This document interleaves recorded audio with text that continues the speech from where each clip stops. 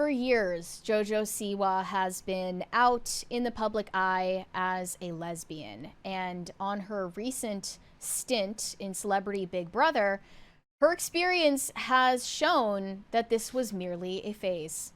And it was always just a phase. She no longer identifies as gay. She no longer identifies as a lesbian. And this is something she realized during her experience on Big Brother. Because, in my opinion at least, she was charmed by a man. So a man named Chris Hughes. But she says, I'm not gay, I'm queer. Right, but read between the lines is all I'm trying to say. Read between the lines in what she's saying, and you will actually hear her saying, I thought I was gay when I was a kid and I grew out of it. But a lot of people kind of played into this and wanted her to be this gay icon in the culture. And she even felt an audience capture, and we'll get to that later, to be that person.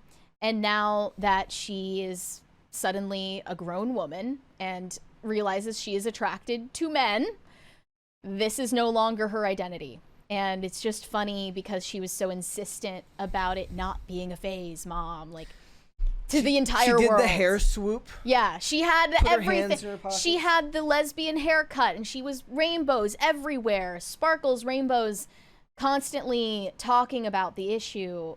And now she's not gay anymore. Have you ever seen the meme where the guy turns into what's his name from Malcolm X with the skinhead? It's like that, but she turns into Margot Robbie.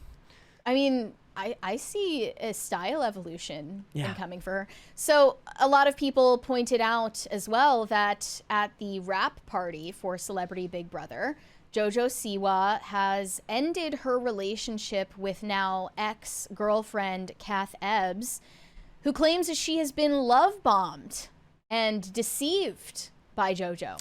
Love bombing will always be the craziest thing I've ever heard. So let's go to about the 50-second mark in this video that Kath Ebbs posted following the party. Can you explain to people, before we do that, can you explain to people what love bombing is? I can try to. Yeah. Okay.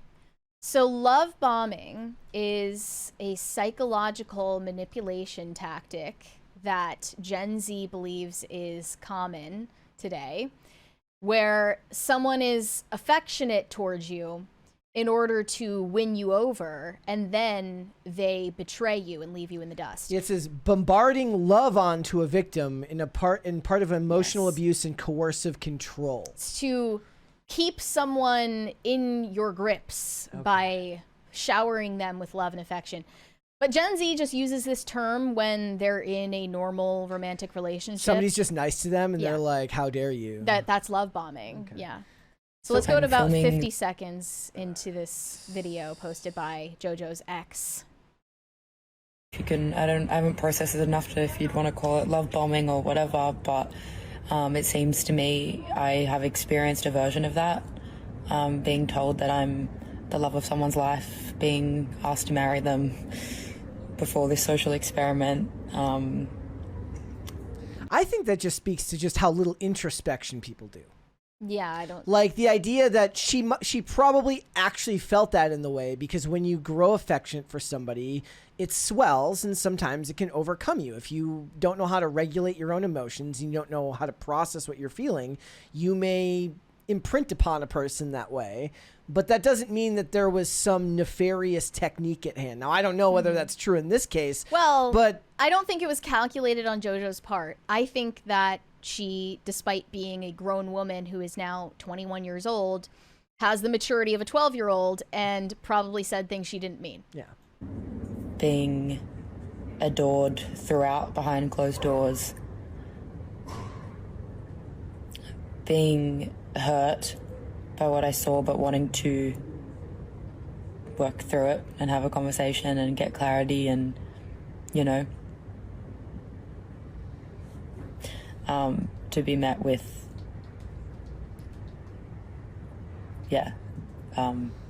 being, I guess, further humiliated in a weird way. That's more of a feeling. I don't know if it's fact, but I feel further humiliated in. Is it weird that you, like, in the throes of feeling humiliated, you feel like posting about it? Yeah.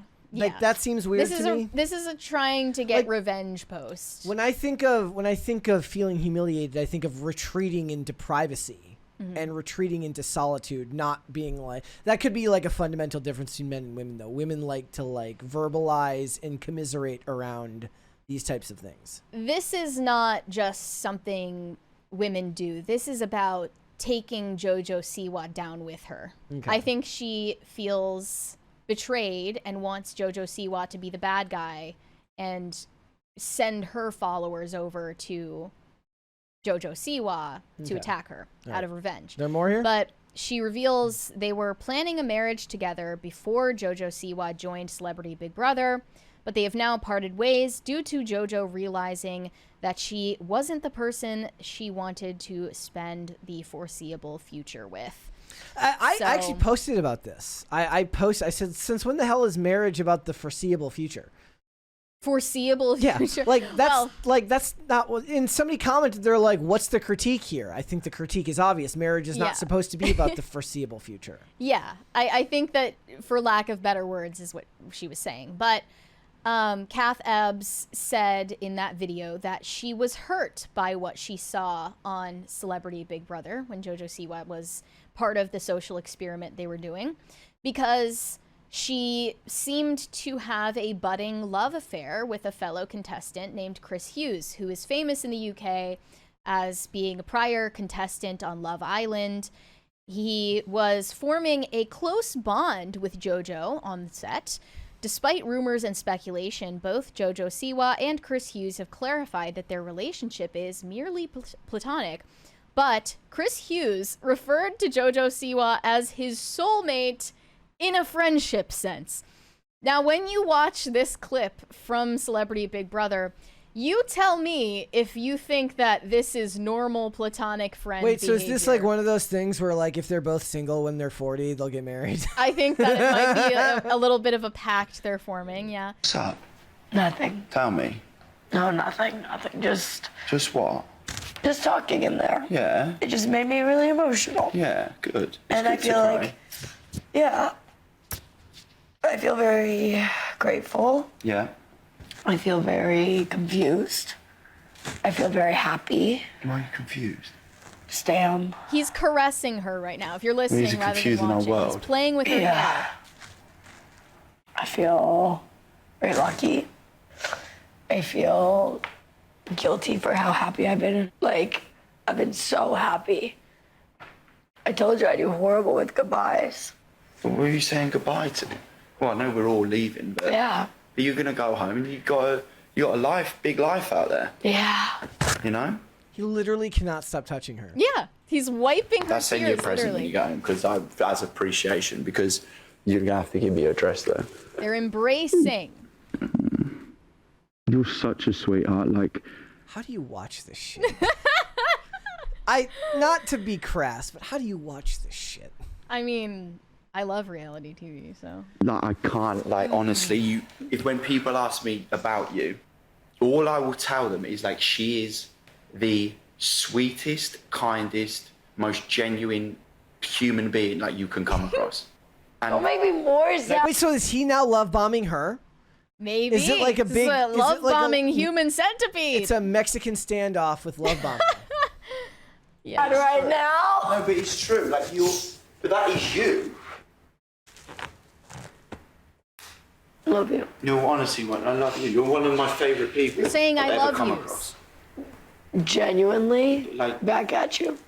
Literally, like. And I never thought I would say that to a straight man.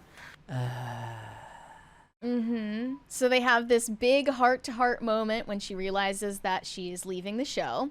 And she says she feels guilty for becoming so close to him while she's in a relationship with this other person behind the scenes.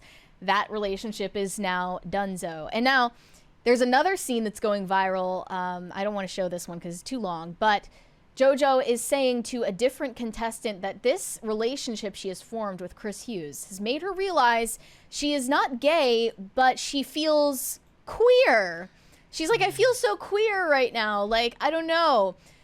This is basically her way of soft launching being straight. This is her way of saying, like, oh, I'm not gay, but I also am really attracted to this man who I've been receiving emotional support from in this TV show. Like, she's not gonna come right out and admit that being gay was just a phase, but she is saying that it's more complicated than that. Like, she's not attracted to just women at this point.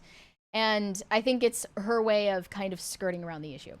But yeah, she now identifies as queer, which is, I can just translate for you, that means she is straight and that she doesn't know how to fully admit that yet. In the article, it says a term used to describe an individual outside of the heteronormative category. Yeah, I don't believe that for 1 second. And I think we have fully entered a world where you need to come out as straight. So maybe eventually Jojo Siwa will gather up the courage to come out as heterosexual publicly, and hopefully her fan base isn't going to give her any backlash for doing so, because this is part of growing up that most people do without cameras on them.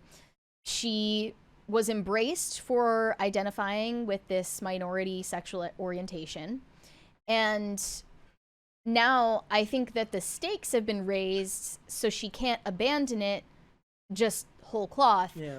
She has to kind of slowly transition out of being seen that way. Honestly, it would be pretty iconic if somebody's like, whoops, I was wrong, and just goes, yeah, and just completely abandons it. Has anyone done that? Like, I can't think of an example where someone, like a celebrity or influencer, has just been like, oh yeah, I thought I was gay, but I'm not. I don't know. But it might be a first with JoJo.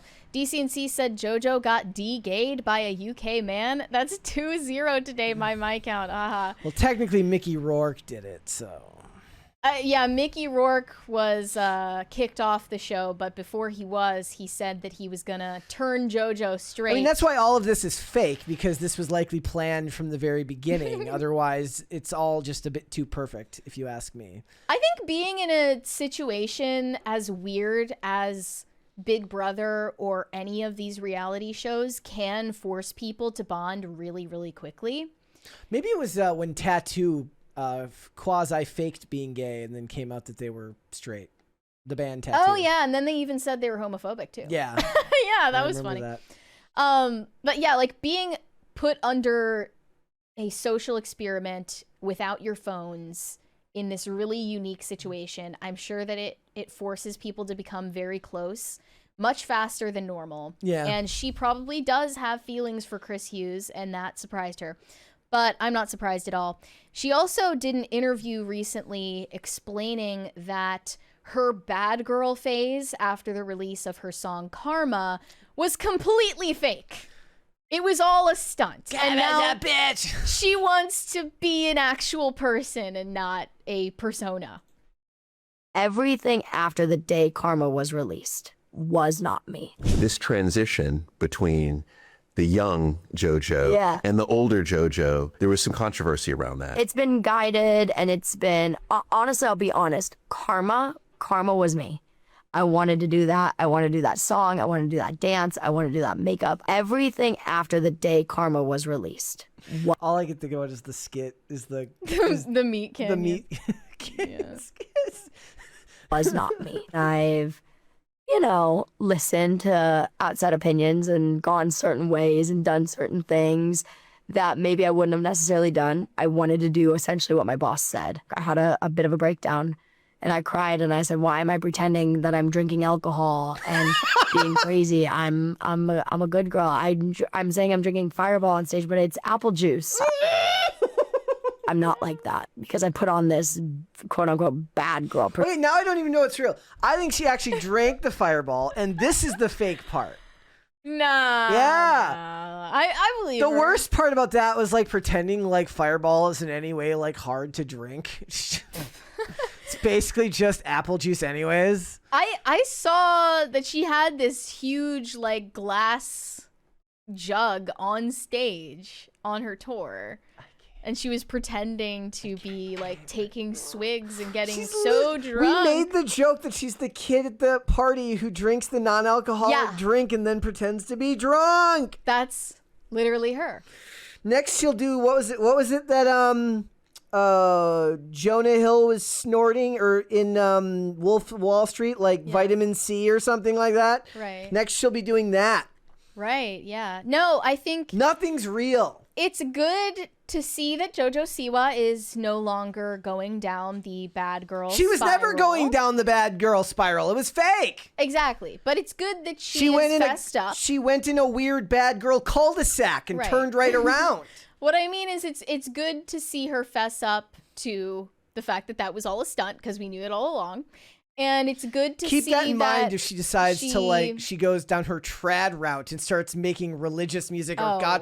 God forsake, country music. Yeah, heaven forbid we see JoJo Yeehaw! Siwa's trad era. I don't want to see that. I just want to see her try to actually just be a person instead of a persona. See, the thing And is, this though, is the beginning of that. to I see most it. people, like, look, it's not really interesting. Like, I was actually thinking about that the other day. It's like, if album covers were real and it's just somebody texting in a chair, if, like, the average everyday real person isn't really that interesting. They always talk about how the best pro wrestling personas are just you, but turned up to 11. So what is Jojo Siwa turned up to 11? Is it drinking like an extra large apple juice? The Capri Sun. And a Capri Sun at the same Roaring time. Waters. Maybe she has like two. Like she stays up late. She's up till 11 Oh yeah, and she eats the junk food. for dinner. She has In the candy pantry. for breakfast. Thanks for watching. Listen to full episodes of Pop Culture Crisis on Spotify. Keep up with us on social media and make sure you subscribe and ring that bell so you never miss the show. Bye, guys.